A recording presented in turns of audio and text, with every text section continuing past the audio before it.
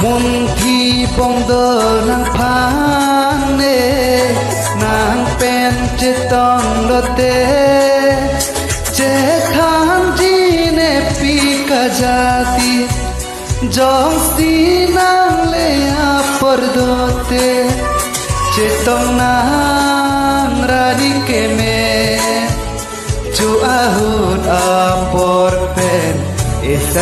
sarti kacing den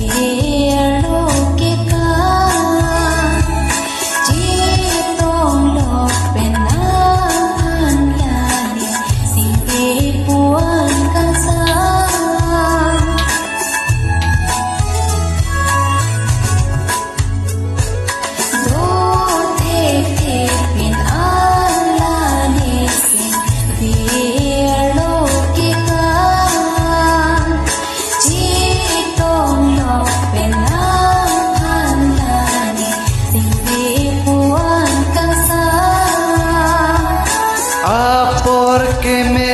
ephan cethan long sengalam doji kham ke ephan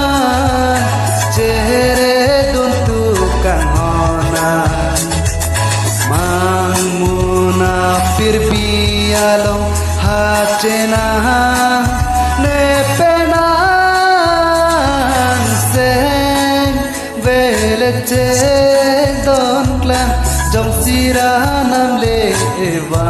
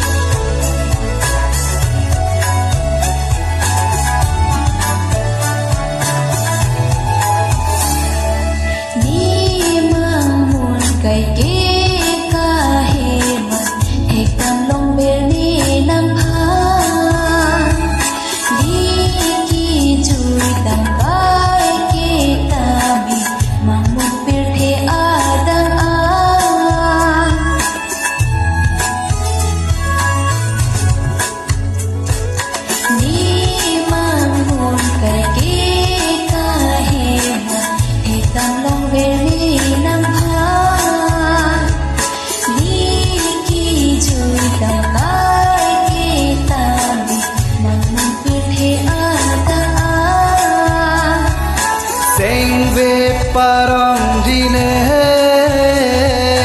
nang phan lam chak pilone som dun tik so pirthe jadi che pasong nang ne kache tong long sing karong sing kan sam lang roi kilia son likaching hanjodone nare nare ne nare nare nare ne nare nare ne nare nare nare ne nare nare ne nare nare nare ne